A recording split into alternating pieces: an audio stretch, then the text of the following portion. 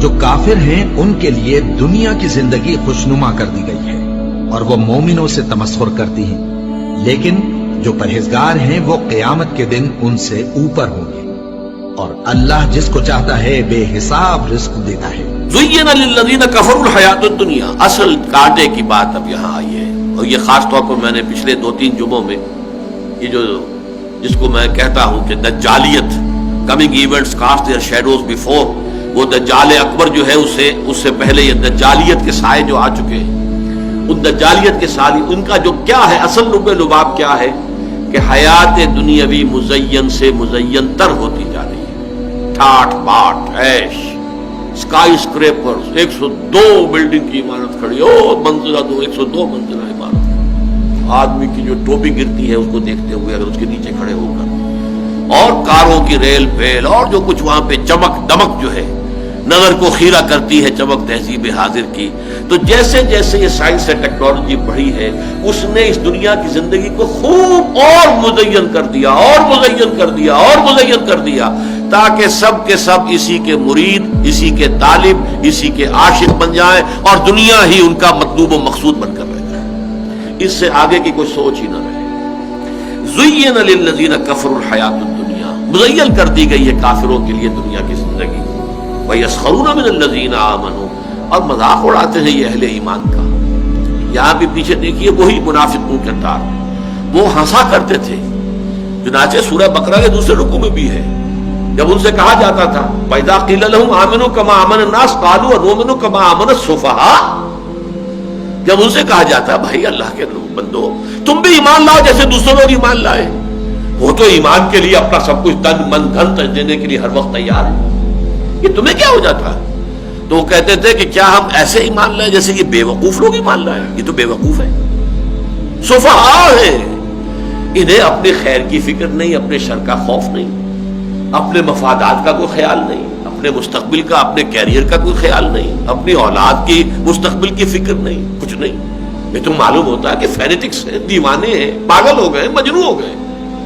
یا مکے میں حضور کو مجنون کہا گیا تھا،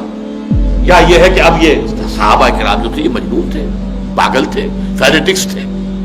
یہ لوگ جو ہے در حقیقت یہ عقل وقل جو ہے اس کو بیچ کے کھا چکے ہیں، اور واقعہ یہ کہ بے خطر کود پڑا آتش نمرود میں عشق، عقل ہے محو تماشائے لبے بام ابھی، عقل کا تو ہاتھ سے آپ اگر اس کا تعلق چھوڑیں گے نہیں تو میدان میں کودیں گے ہی نہیں، عقل کے تو معنی باندھنے کے ہیں۔ تو فرمایا ان کے لیے دنیا کی زندگی مزین کر دی گئی ہے اور وہ مذاق اڑاتے ہیں، یسخرون من الذین آمنوا، ان اہل ایمان کا،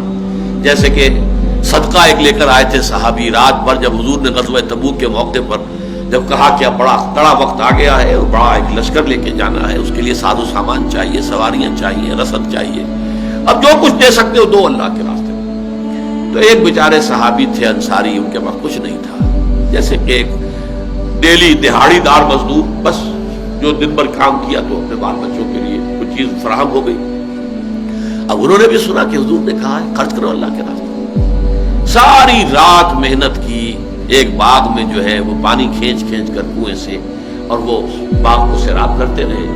صبح کو اس نے باغ کے مالک نے کچھ کھجوریں دے دی، یہ اجرت تھی ان کی، اس میں سے آدھی جا کے گھر والوں کو دے دی، آدھی لا کے حضور کی خدمت میں پیش کر دی۔ اب ٹھٹھے اڑے، منافقین بیٹھے ہوئے تو چودھری وہاں پہ، ہاں جی ہاں یہ ان کھجوروں کے بغیر تو یہ مہم سر ہو ہی نہیں سکتی۔ واہ واقعہ کیا کہنے ہیں، جب مذاق اڑ رہا ہے ان کا، حضور نے ان کی یہ توقیر کی کہ فرمایا ان کھجوروں کو یہ سارا ڈھیر جو پڑا ہوا ہے مال و اسباب کا اس کے اوپر بکھیر دو، اس لیے کہ اللہ کی میزان میں اس سارے ڈھیر پر بھاری ہیں یہ کھجوریں جو یہ لے کر آیا۔ اس کے پاس یہی کچھ تھا، اس نے پیش کر دیا، لیکن مذاق اڑاتے تھے۔ یسخرون من الذین آمنوا والذین اتقوا فوقهم یوم القیامہ، اور جو لوگ متقی ہیں، تقوی والے ہیں، یہ ان سے بالا تر ہوں گے قیامت کے دن، پھر وہ ہنس رہے ہوں گے۔ سورہ مطففین میں تو یہاں تک بھی آیا ہے کہ وہ پھر ہنسیں گے، اہل ایمان بیٹھ کر ان منافقوں کا حشر جب دیکھیں گے تو ان پر ہنسیں گے۔ علی الارائک ینظرون، پھر وہ یضحکون جو ہے جو پہلے دنیا میں وہ ہنسا کرتے تھے اس وقت وہ ہنسیں گے۔ والذین اتقوا فوقهم یوم القیامہ واللہ یرزق من یشاء بغیر حساب، اور اللہ تعالی جس کو چاہتا ہے بغیر حساب نواز دے گا، جو چاہے گا دے گا، اس کا کوئی حساب کتاب ہی نہیں ہوگا۔